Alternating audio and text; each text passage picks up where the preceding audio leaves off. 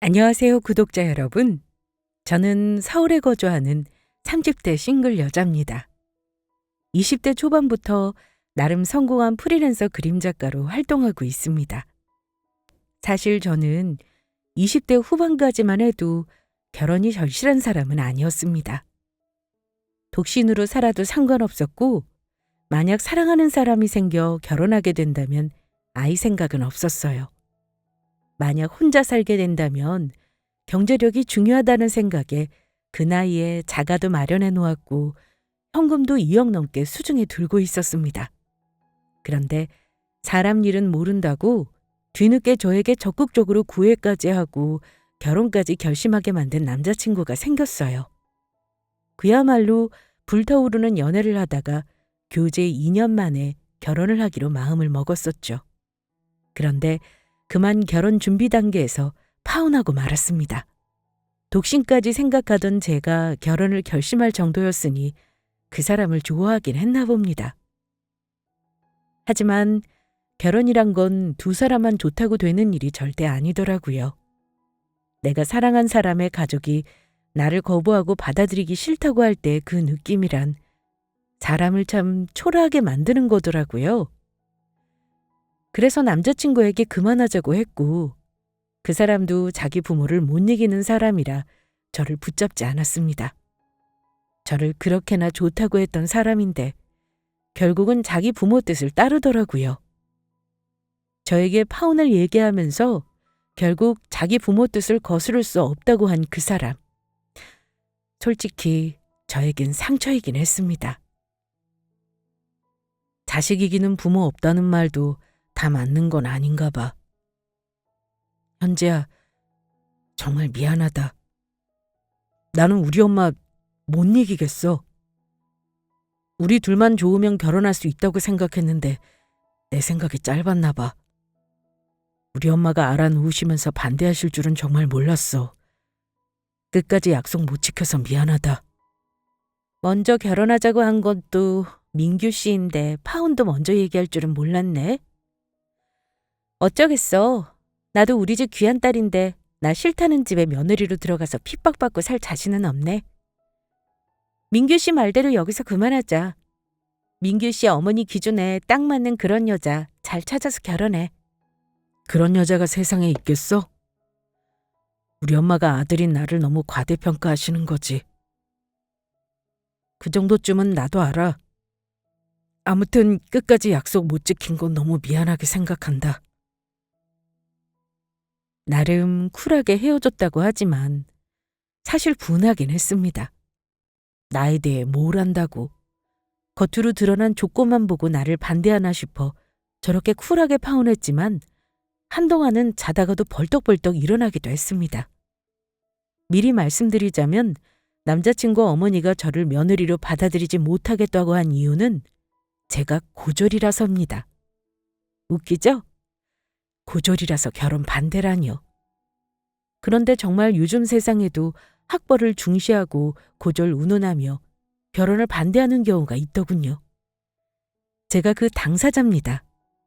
아마 저처럼 예비시댁에 정식으로 인사드리러 간 자리에서 바로 파혼 선언하고 나온 여자도 드물 거라 생각해요. 저에게 파혼이라는 이벤트는 요즘 세상이 바뀌었다고는 하나 아직도 우리 윗세대 부모님들은 보수적인 꼰대 마인드를 가지고 있다는 걸 뼈저리게 느낄 수 있었던 일이었죠. 예비 남편은 착했어요. 뭐랄까, 착하기만 해서 문제였죠.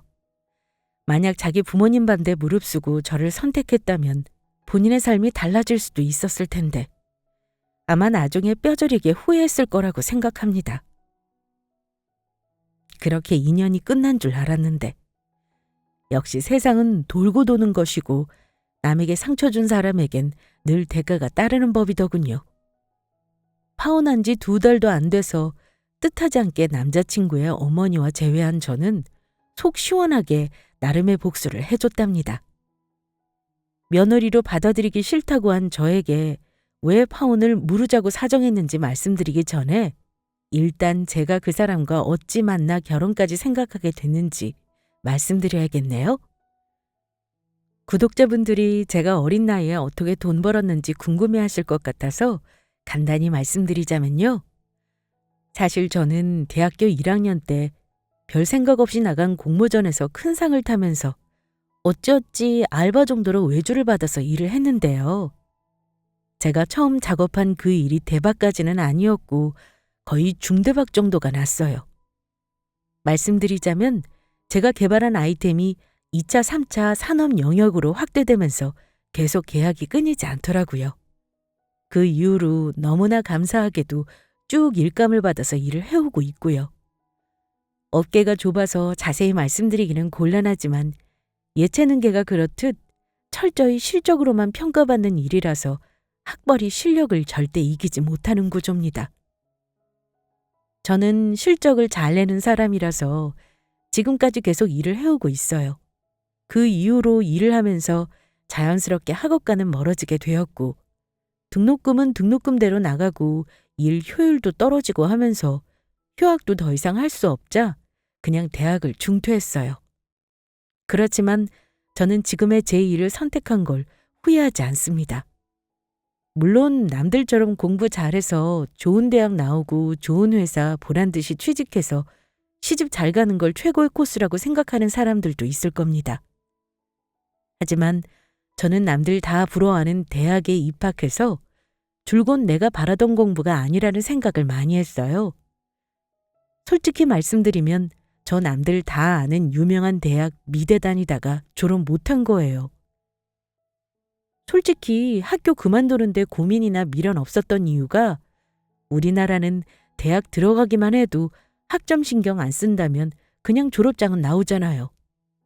졸업보다는 입학이 중요한 나라라서 별 신경도 안 쓰고 있었고 제가 졸업장 필요한 일을 하는 것도 아니었고요. 그래서 2학년 때 학교 때려치우고 일찍 사회로 뛰어들었던 거고 결과적으로 후회하지 않습니다. 20대는 정말 치열하게 살았어요. 사실 부모님 도움으로 편하게 살 수 있는 재력이 있음에도 저의 목표가 있었기에 정말 누구보다 열심히 살았습니다. 남자친구는 친구 모임에 갔다가 알게 된 사람인데 처음부터 열렬하게 저를 쫓아다녔어요. 그 사람은 서울 소재이긴 하지만 대학 서열은 저보다는 미칩니다. 서울이긴 하지만 국승 세단 하위학과 나와서 서울시 공무원이에요. 뭐 제 기준에서 버는 돈으로만 보자면 저보다도 한참 모자란 수준이 맞아요. 제가 그 사람보다 몇 배는 더 버니까요. 하지만 저는 요즘 제 또래 여자들처럼 남자는 무조건 능력과 돈이라고 생각하는 사람이 아닙니다. 그냥 저와 마음이 맞고 사랑할 수 있는 사람이라면 오케이였죠. 솔직히 처음에는 연애를 오래 안 했으니 나도 한번 해보자는 가벼운 마음이 반이었습니다. 그런데 사귀다가 저도 그 사람에게 점점 마음이 열리더라고요. 남자친구가 먼저 저에게 첫눈에 반해 사랑했다면 저는 처음에는 그냥 나에게 관심을 보이는 게 신기해서 만나다가 호감이 생긴 케이스였죠. 그러다가 처음에 갑자기 결혼하자는 말 나왔을 때는 제가 싫다고 단칼에 거절했었습니다. 나는 아직 결혼할 자신 없어. 우리 만난 지 이제 고작 1년 넘었는데 결혼? 글쎄. 결혼하고 애 낳고 나는 남들 따라 살겠다는 생각은 아직 해본 적이 없어서 결혼은 좀 이르다고 생각하는데. 민규 씨도 그렇잖아. 직장 생활 이제 고작 3년 차인데 무슨 돈으로 결혼을 하게? 대한민국에서 결혼할 돈 완벽히 다 모아서 결혼하는 사람이 과연 있을까? 그럼 나이 40에도 결혼 못하는 거야. 나 결혼한다는데 우리 집에서는 뭐 보고만 계실 것 같아? 다 도와주실 텐데 뭐가 걱정이야. 결혼하더라도 나는 아이 가질 생각도 없단 말이야. 나는 아직 돈 벌고 내 일하는 게 너무 재미있거든. 내가 이렇다는데도 결혼이 하고 싶어? 나도 딩쿠로 살아도 괜찮아. 만약에 우리 어머니가 우리 애 가지라고 닥달하시면 내가 싫다고 얘기할 수 있어. 그러니까 아무 걱정하지 마. 내가 너한테 다 맞출게. 응? 지금은 하고 싶어도 내가 시간이 없어. 새로 시작한 작업도 바쁘고 아직은 아니야. 대신 결혼 전제로 더 만나보자. 민규 씨 결혼하자는 마음 내년에도 그대로이면 그때는 나도 진지하게 생각해 볼게. 제가 좋아하는 것보다 그 사람이 저를 많이 좋아하긴 했어요. 제가 결혼에 시큰둥한 태도니 더 결혼에 몸이 달아했고요. 그렇게 1년을 더 연애하다가 저도 남자친구가 결혼하자는 말을 더 이상 이겨먹지 못하고 결혼을 결심하게 되었습니다. 남자친구와 저는 각자 집도 서울이었고 같은 구에 사는 동만 다르고 먼 거리는 아니었어요. 연애하면서 각자 집에 대해 어느 정도 얘기를 터놓고 한 편이라 저는 그 사람 집 사정 대강은 알고 있었습니다. 이남 중 차남인 남자친구는 형이 3년 전에 먼저 결혼했다고 들었고요. 그리고 예비 시모는 보험 설계 일을 하시고 아버지는 학교 선생님을 하시다가 퇴직하신 후 지금은 작게 보습학원을 운영하신다고 하더라고요. 그야말로 못 살지도 않고 아주 부자도 아닌 그냥 평범한 가정이었습니다. 남자친구에게 듣기로는 자기 아버지는 아주 성실한 분이라고 하더라고요. 그런데 어머니가 약간 욕심도 많고 아들만 둘 키우다 보니 호랑이 같은 성격이라고 미리 말을 하긴 했습니다. 남자친구 어릴 때 얘기 들어보면 아들 둘 공부시키면서 시험 기간에는 옆에서 몽둥이 들고 지키고 계셨고 부모 말 거역하면 좋은 말로 하는 게 아니라 두드려 맞는 게 다반서였다고 했고요. 그 얘기 들으면서 평범한 가정이라고 생각했는지 우리 집과는 분위기가 다르구나 미리 알고는 있었습니다. 하지만 제가 가장 걱정한 건 다른 게 아니라 바로 어머님이 바라는 며느리 상이 있다는 그 사람의 말을 듣고 나서였습니다. 우리 어머니가 예전부터 나한테 꼭 말씀하시던 게 있거든. 다른 건 몰라도 이세를 생각해서 며느리는 꼭 나보다 똑똑한 사람을 드리고 싶으시다더라. 그래서 내가 너 얘기하면서 나보다 훨씬 똑똑하고 야무지다고 했어. 그래? 근데 어머니가 말씀하시는 똑똑함의 기준이 뭔데? 나는 민규 씨 알다시피 대학 졸업도 못했고 엄밀히 말하면 고졸의 직장도 어른들 보기에는 정식 고용이 아닌 거 알잖아. 자기 어머니가 나 성에 안 차시면 어째? 아, 사실 어머니가 너 대학교 어디 나왔냐고 물어는 보시더라. 너 대학 안 나왔다고 하시면 처음부터 혹시 편견을 가지실 수 있으시니까 차차 말씀드리겠다고 했지. 아마 너 직접 보시면 우리 어머니도 좋아하실 거야. 사실 우리 형도 아빠 따라서 교사 생활하고 형수도 교사다 보니까 어머니도 내가 비슷한 직종 여자 만나기를 바라시나 봐. 옛날 어른이라면 아마 대부분 그러지 않겠어? 내가 굳이 이런 걸 너 기분 나쁜 줄 알면서 미리 말해주는 이유도 혹시나 우리 엄마가 처음에 너 냉랭하게 대해도 이해해달라는 의미야. 근데 우리 엄마 분명 나처럼 너 마음에 들어 하실 테니 너무 걱정 마. 남자친구가 자기 어머니 며느리 욕심이 있다는 말을 듣고 좋은 집안에서 자라 흔히 말하는 좋은 대학 나와 직장에 취직해서 다니는 평범한 며느리감을 바라시는구나 했습니다. 예비 형님 시집 올 때 정말 까다로우셨는데 대학 나와 교사한다는 말 듣고는 아무 반대도 안 하셨다고 하더라고요. 은근히 신경 쓰였지만 남자친구 말대로 요즘 세상은 돈 잘 버는 사람이 승자지 학벌 좋고 돈 못 벌면 아무 인정 안 해주는 세상이니 저는 오히려 지금의 제가 더 자신 있었습니다. 하지만 역시 결혼이라는 건 막연히 상상했을 때와는 다르게 너무나 현실적이었습니다. 부모님께 허락을 구하는 거야 어렵지 않다고 생각했습니다. 오히려 저는 남자친구의 경제 상태가 너무 신경이 쓰였어요. 원래 공무원 수입이 적은 거야 알고 있으니 감사할 수 있었지만 생각보다 저보다 모은 돈이 너무 없더라고요. 저는 동갑내기인 그 사람과 비교하면 벌써 집도 있었고 현금도 훨씬 여유가 있었으니까요. 저도 집이 잘 사는 편이지만 굳이 결혼할 때 부모님 도움을 받는 건 고려하지 않았는데 남자친구는 부모님이 아들 장가 가는데 설마 아무것도 안 해주시겠냐는 태도였습니다. 저는 남자친구의 그런 점이 의외였어요. 오히려 저 같은 경우 더 부모님에게서 독립적으로 생활하고 재정적인 도움을 안 바라는 편이더라고요. 민규 씨는 어쩜 부모님 도움을 당연히 바랄 수가 있어? 나이가 30이 넘었으면 결혼은 자기 힘으로 할 생각을 해야지. 그러다가 부모님이 못 도와주신다고 하면 어쩔 건데? 그럼 우리 형편 맞춰서 하는 거지. 솔직히 지금은 네가 나보다 나은 상황이니까 뭐 있는 사람이 더 보태서 결혼하는 거야 어때? 사랑하는 사이에 계산적으로 굴지 말고 우리 좋게 좋게 결혼하자. 나중에 부부 되면 어차피 나는 너한테 돈 관리 다 맡길 건데 누가 좀 더 보태든 뭐가 중요해. 저는 남자친구가 저렇게 아니란 생각을 하고 있다는 걸 그때 처음 알았습니다. 막상 결혼을 하려고 하니 연애할 때는 신경 쓰지 않았던 문제들이 자꾸 신경 쓰이기 시작했죠. 하지만 남자친구가 워낙 결혼에 확신을 가지고 있었고 저도 사람 하나 보고 결혼하자 싶었습니다. 이것저것 따지면 한도 끝도 없고 또 다 갖춘 남자랑 결혼하는 게 요즘 세상에 쉬운 일은 아니었으니까요. 이런 거 저런 거 다 따지고 들면 결혼하지 말고 혼자 사는 게 맞죠. 원래 결혼에 큰 관심이 없던 저였지만 막상 결혼을 결심하고 나니까 기왕 하는 결혼 보란 듯이 잘하고 싶긴 했습니다. 어쨌든 정식으로 우리 부모님께 정식으로 인사를 드리고 나서 남자친구는 저와의 결혼에 더 확신을 가지는 듯 했어요. 그도 그럴 것이 제가 사는 동네는 남자친구 사는 동네보다 조금 집값이 비싼 곳이기도 했고 우리 부모님과 집안 분위기를 보고 조금은 놀란 듯 했습니다.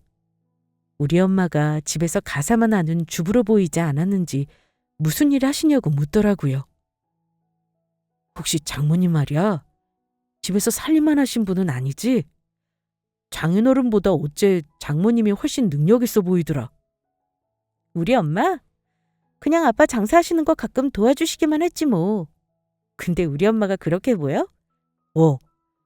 나 솔직히 너희 집 가보고 조금 놀랐어. 장모님은 인상이 보통이 아니시더라. 꼭 뭐랄까 의원 날인님 같은 이미지야. 동네에서 목소리 좀 내시겠던데? 오래 살았으니 뭐 여러 가지 활동도 하시고 동네에서 우리 엄마 모르는 사람이 없긴 하지. 근데 우리 엄마 그렇게 기센 분은 아니야. 그냥 나한테는 남들처럼 평범한 엄마지 뭐. 우리 엄마도 보통 인상은 아니지만 현지 너희 어머니는 뭔가 우리 엄마랑은 달라.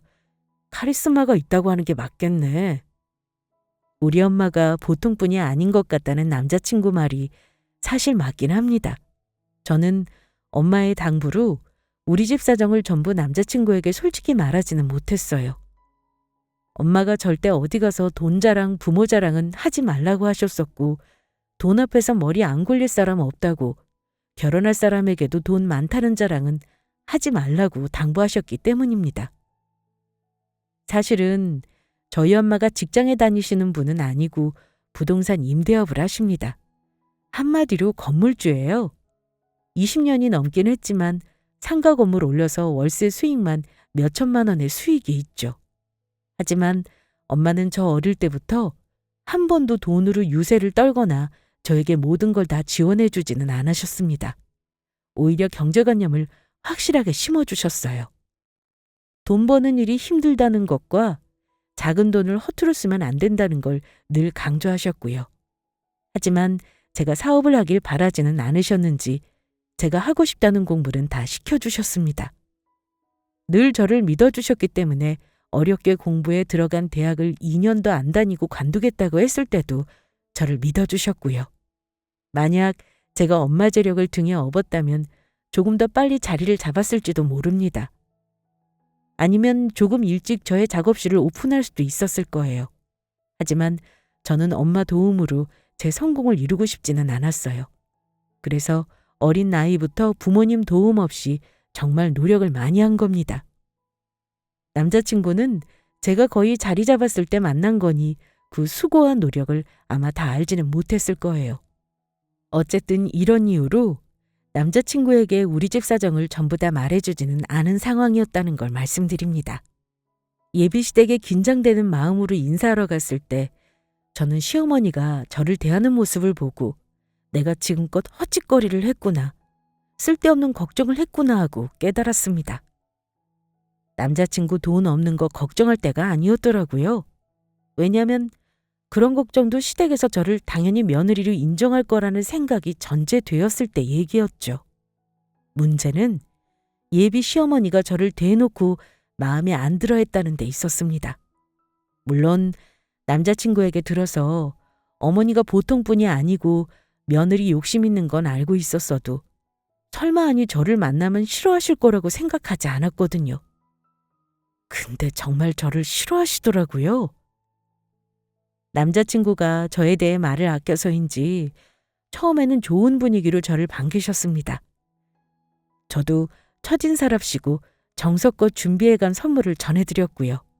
그리고 식사를 시작했는데 예비 시어머니는 아들 자랑, 집안 자랑을 참 오랫동안 하셨어요. 그 지겨운 얘기도 저는 끄덕 인형처럼 열심히 끄덕거리며 다 경청했습니다. 어머니가 갑자기 저의 학벌을 물어보시기 전까지는 분위기가 그런대로 좋았습니다.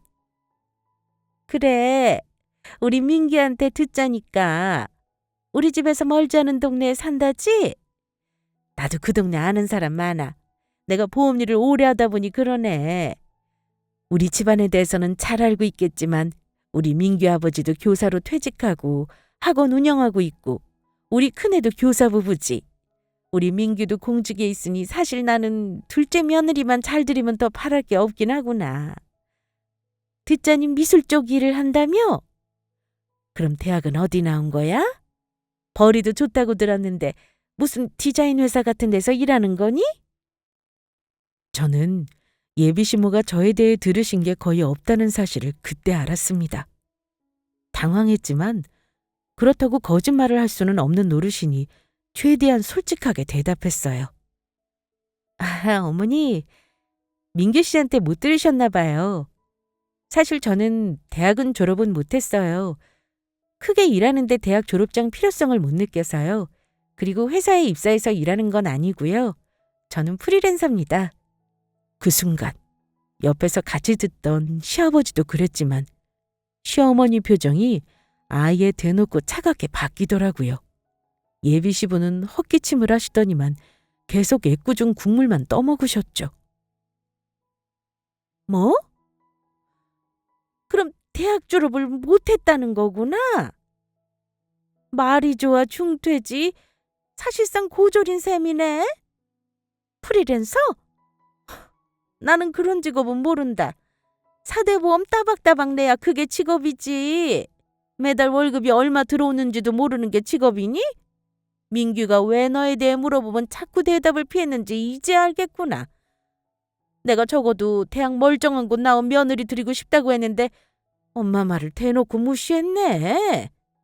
자기 엄마 반응을 보고 남자친구도 당황하기 마찬가지였습니다.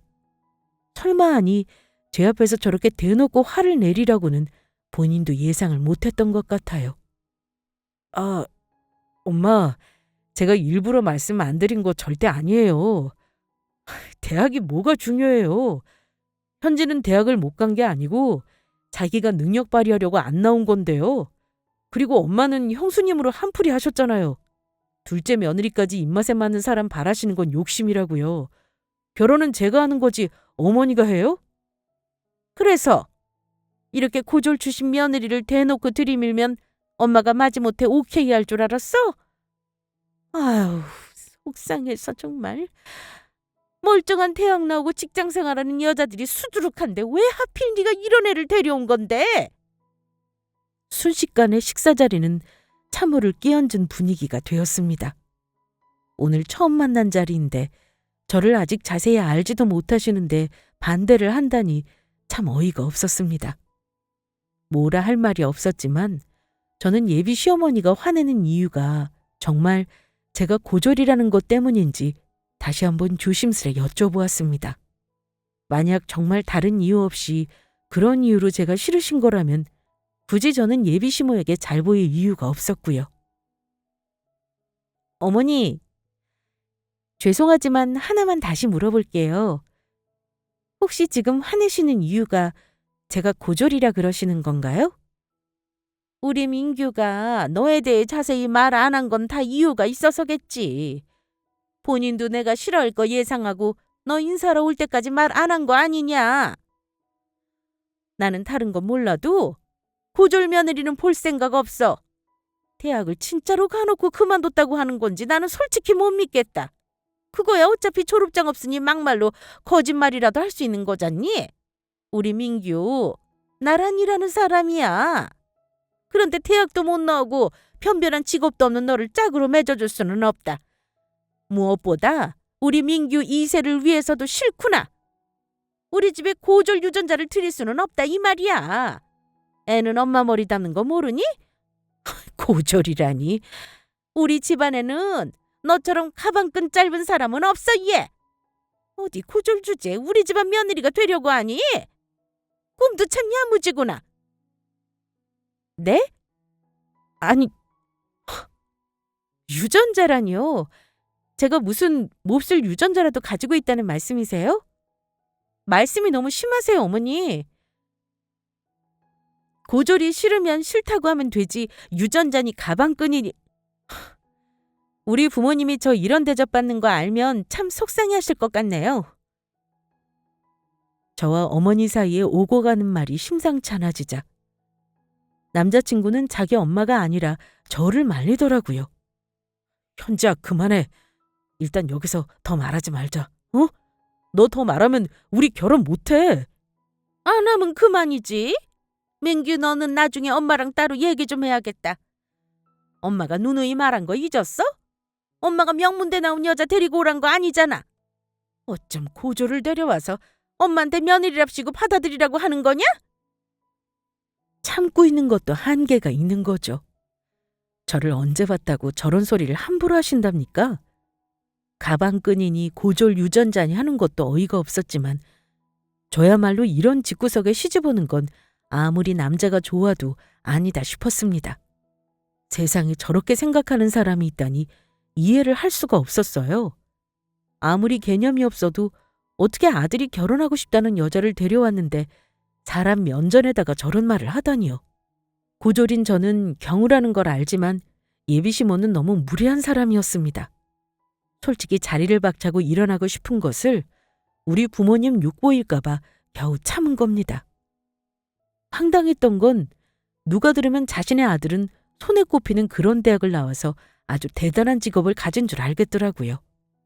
명문대를 나온 것도 아니고 겨우 9급 공무원 하다가 이제 8급 진급한 주제에 나란 일이라뇨. 한마디로 정말 꼴 같지 않았습니다. 한편으로는 지금 열심히 살아왔던 제 인생이 학벌 때문에 아무것도 아닌 인생이 되어버린 것 같아 너무 속상했어요. 가슴이 답답했던 저는 테이블 위에 올려져 있던 물을 벌컥벌컥 들이켰습니다. 그리고 물컵을 탁 하고 내려놓았어요. 저는 이미 결혼은 물 건너갔다고 생각했기 때문에 할 말이나 하고 가기로 마음먹었습니다. 어머머, 얘 좀 봐라. 너 지금 이게 무슨 짓거리니? 무슨 짓거리긴요.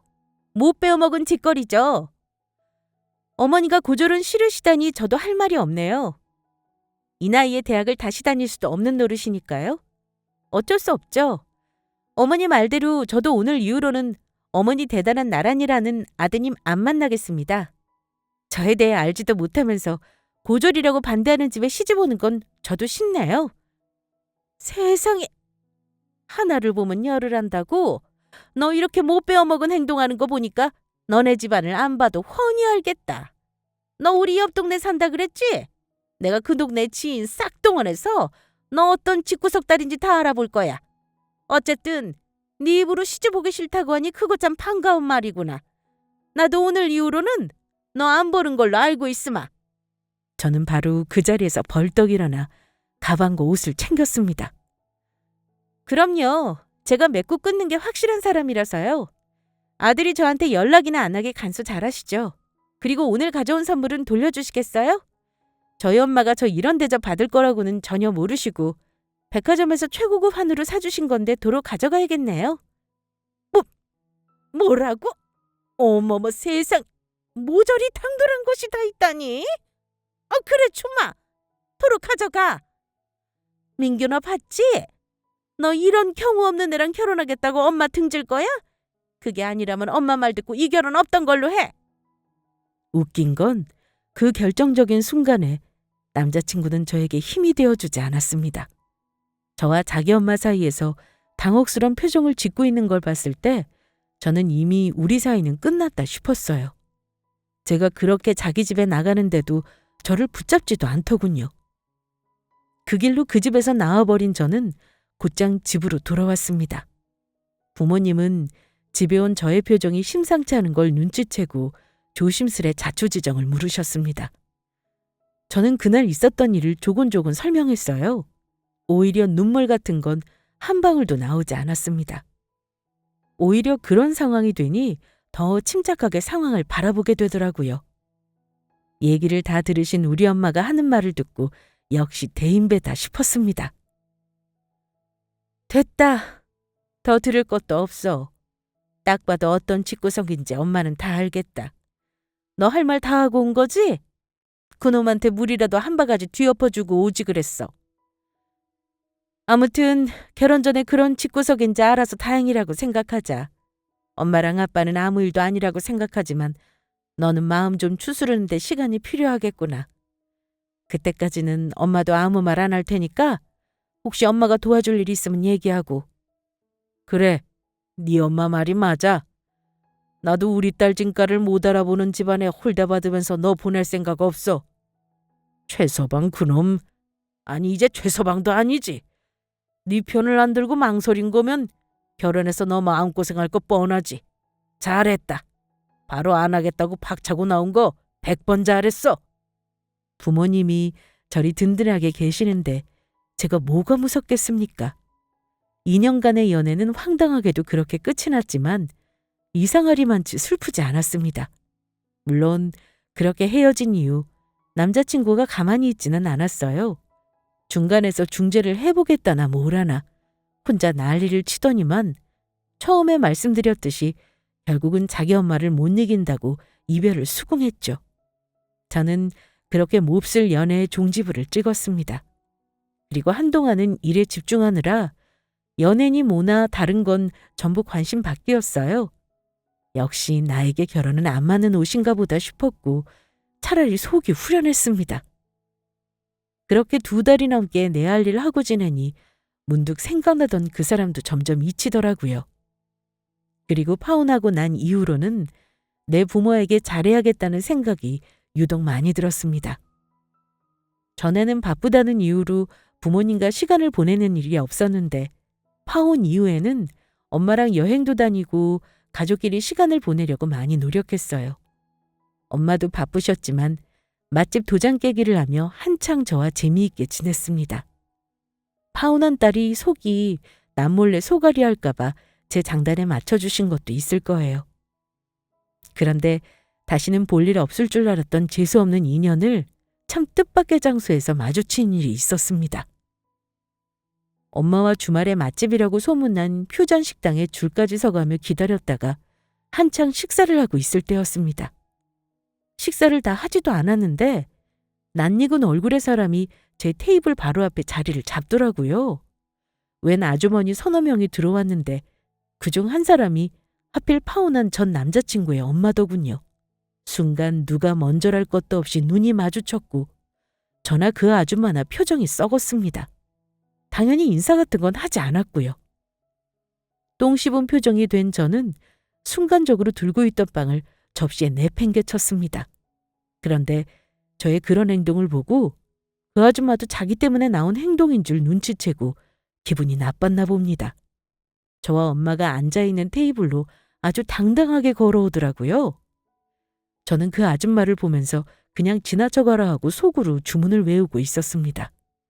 엄마는 그 아줌마를 등지고 있었으니 이 상황을 몰랐고 제가 썩은 표정으로 빵을 내던지다시피 하는 걸 보더니만 저에게 왜 그러냐며 물으셨습니다. 어머, 얘 현지야. 너 먹다 말고 왜 그래? 표정은 또 그게 뭐야? 무슨 일 있니? 그런데요. 제가 엄마 말에 대답하기도 전에 전 남자친구 놈 엄마가 저에게 비웃는 표정으로 다가와서는 먼저 말을 걸더라고요. 이게 누구야? 너 현지 아니니? 아이고, 파혼하고 나서도 너는 밥은 잘 먹고 다니나 보구나? 오랜만인데 말하는 건 여전하시네요? 저 우리 엄마랑 식사 중이라서요. 보아하니 식사하러 오셨나 본데 조용히 모른 척하고 드시러 가시죠. 저는 아줌마랑 할 말이 없어서요. 뭐? 참나. 버릇없는 말투는 여전하구나. 역시 고졸이라 그런가 배워먹은 게 없어. 직업도 변변 차리면서 이런 비싼 식당에는 오는 거 보니까 아주 허영심만 가득한 애구나. 우리 아들은 너랑 헤어지고 나서 아직도 마음 못 잡고 힘들어하는데 너는 아주 잘 사는 것 같다? 대체 무슨 말을 하고 싶어서 저리 밉상짓을 하는 걸까요? 굳이 대화를 나눌 사이도 아니었고 이미 끝난 인연인데 가시돋친 말을 하길래 한마디만 더 하면 저도 가만히 있지 않을 작정이었습니다. 오가는 대화를 듣던 우리 엄마는 저에게 가시돋친 말을 하는 사람이 누구인지 알아차리고는 바로 자리에서 일어나 뒤를 돌아보았습니다. 물론 절대 표정이 곱지는 않았어요. 대체 밥 먹는데 이런 예의 없는 행동을 왜 하는 거죠? 듣자니까 우리 딸 파혼한 집구석 애미 같은데 나야말로 열받기 전에 댁자리로 가서 조용히 먹고 가세요. 그런데 돌아서 엄마를 본 전 남자친구 엄마가 화들짝 놀라는 겁니다. 어머나, 세상에 이게 누구야? 혹시 김선자 여사님? 우리 엄마는 결혼 준비하는 과정 중에 한 번도 전남친 엄마를 본 적이 없었는데요. 엄마 이름을 말하는 전남친 엄마를 보더니만 마찬가지로 살짝 놀라시더라고요. 아마 엄마도 아는 사람이라 그러셨던 것 같습니다. 하지만 당혹스러워하는 쪽은 우리 엄마가 아니라 그 아줌마였습니다. 얼굴까지 벌개진 채로 엄마에게 쩔쩔매며 묻더라고요. 아이고, 이를 어째. 김 여사님, 아유 정말 죄송하게 됐습니다. 식사하는 자리에 제가 실례를. 근데 혹시 지금 같이 앉아있는 사람이 따님인가요? 보면 몰라요? 여기 그럼 모르는 사람이랑 식사하러 왔겠어요? 근데 우리 딸이 인사하러 갔다는 그 집이 설마. 나온 참. 세상 좁다더니 이런 일이 있나. 얘 현지야, 너 진작에 파혼한 그놈 엄마가 여기 이 아줌마 맞아? 맞아요 엄마. 여기 이 아줌마예요. 눈치를 보아하니 엄마와 전 남자친구 엄마는 구면인 듯 했습니다. 사는 동네가 가깝긴 했지만 저도 예상 못한 전개라 좀 놀랐어요. 이봐요. 최 설계사님, 나 설계사님한테 들은 우리 건물 화재보험 싹 다 빼야겠어요. 재수가 없으려니까. 하필 소개받은 설계사가 우리 딸 문전박대한 사람일 건 뭐야. 설계사님, 당신이 우리 딸한테 뭐라고 했는지 하나부터 열까지 다 전해 들었어요. 뭐, 고졸의 유전자가 어쩌고 어쨌다고요? 우리 딸이 대학 나온 대개 아들보다 몇 배는 더 잘 버는 잘 나가는 작가라고요. 프리랜서가 뭔 줄 알고 그런 소리 한 거예요? 어쨌든 이렇게 만난 김에 나도 속풀이 좀 해야겠네. 오늘 나 봤으니 대개 아들 인생 망친 게 누군지 본인이 더 잘할 거라고 생각해요. 아무튼 긴 말 안 하겠어요. 나 보험 싹 다 바꿀라니까 설계사님한테 들은 보험 전부 빼요. 나중에 들은 얘기지만 엄마 건물의 화재 보험과 지금 가지고 있는 보험을 전부 전남친 엄마에게 들었다고 하더라고요. 엄마도 지인에게 소개받아서 전남친 엄마를 알았다고 했고요. 어쨌든 그 아줌마 입장에서는 우리 엄마라는 아주 거물급 고객을 잃은 셈이었습니다. 거의 울상이 된 아줌마는 엄마에게 계속 머리를 조아리며 사과를 했습니다. 우리 엄마의 정체를 알고 그제야 아차 싶었는지 심지어 우리 엄마에게 진심 같지도 않은 사과를 하더니만 갑자기 결혼 얘기를 꺼내더라고요. 여사님, 너무 죄송하게 됐습니다. 제가 대개 따님인 줄 알았다면 절대 안 그랬을 거예요. 근데 우리 좋게 생각해 보자고요. 오늘 이렇게 만난 것도 아마 인연 아닌가요? 오해를 풀고 다시 시작해 보라는 건가 봐요. 사실은 우리 아들이 현지랑 헤어지고 나서 아직도 마음을 못 잡고 마음고생을 하고 있어요. 현지가 워낙 단호해서 우리 아들도 마음을 접었다고는 하는데 세상에 자식 이기는 부모 없다잖아요. 저는 우리 아들 마음 못 잡는 거 보고 아무래도 현지를 다시 만나서 결혼 얘기를 해야겠다 고민하고 있었답니다. 근데 오늘 생각지도 못하게 만났는데 태연하게 잘 지낸 것 같다 괜히 부하가 치밀어서 그랬어요. 제발 용서하세요, 여사님. 제가 사과드릴게요. 따님 무시할 생각은 전혀 없었습니다. 네? 이렇게 만난 김에 아예 애들 결혼을 다시 얘기해 보시는 건 어떨까요? 저는 바로 태도를 바꾸는 아줌마의 행동을 보고 어이가 없었습니다. 어쩜 우리 엄마가 누구인지 알자마자 결혼 얘기를 바로 꺼낼 수가 있나요? 그야말로 속물 아닌가요? 됐습니다. 일 없어요. 내가 미쳤어요? 금쪽 같은 내 딸 무시한 집안이랑 다시 혼사를 얘기하다니요. 나는 밥맛 뚝 떨어져서 나갈 테니 그쪽 일 보세요. 현지야, 우리 나가자. 아무래도 편하게 식사하기는 그런 것 같구나. 그러자 나가려는 엄마 팔을 아줌마가 붙잡더라고요. 여사님, 이러지 마시고 우리 같이 여기 말고 다른 데 가서 얘기하실까요? 제가 제대로 사과드리겠습니다. 현지야, 너는 어쩜 집안 얘기는 하나도 안 했어. 내가 그런 실수를 하게 만들어. 진작 네 엄마 성함이라도 말했으면 이런 일은 없었잖니. 내가 너한테 말실수한 거 사과할 테니까 일단 다른 곳으로 자리 옮겨서 마저 얘기하자. 엄마는 아줌마가 붙잡고 있던 팔을 아주 세게 뿌리치셨습니다. 이거 놔요. 지금 뭐 하자는 거야? 우리 딸이 건물주 딸이라니까 아차 싶은가 본데 불러 들어온 박 찬 기분이 어때요?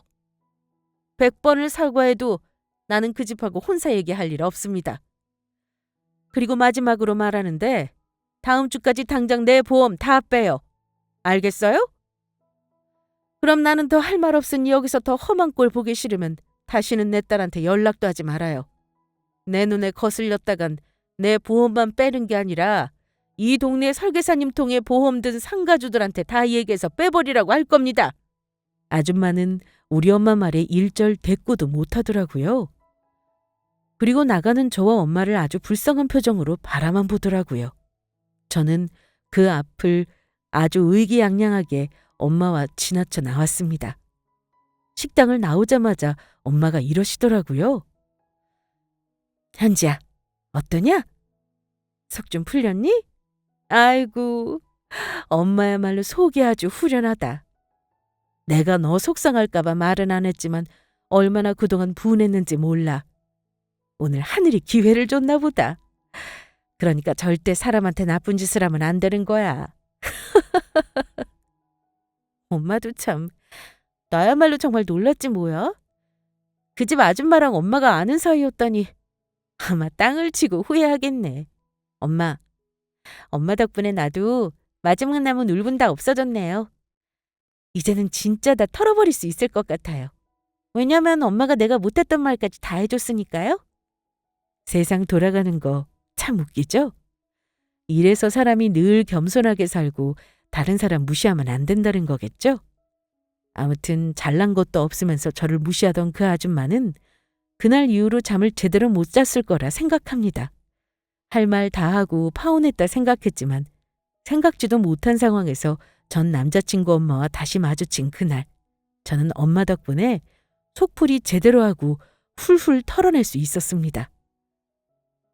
후일담이지만 나중에 들으니 어떻게든 그 집 엄마는 아들을 있는 집에 장가 보내겠다고 선자리를 많이도 소개받고 다니셨다고 해요. 하지만 아직 결혼 소식은 들려오지 않는 걸 보면 아마 저만한 혼처는 없어서 그런가 보다 하고 혼자 편하게 생각하고 있답니다. 저의 파혼 사연 어떠셨나요? 정신없이 살다 보니 이제는 저도 전 남자친구 소식 따위는 신경 쓸 겨를도 없답니다. 저의 이야기를 들어주셔서 감사드리고요. 여러분 가정에는 늘 행복한 일이 가득하시길 바랍니다. 아울러 댓글에 응원과 현명한 조언 부탁드려요.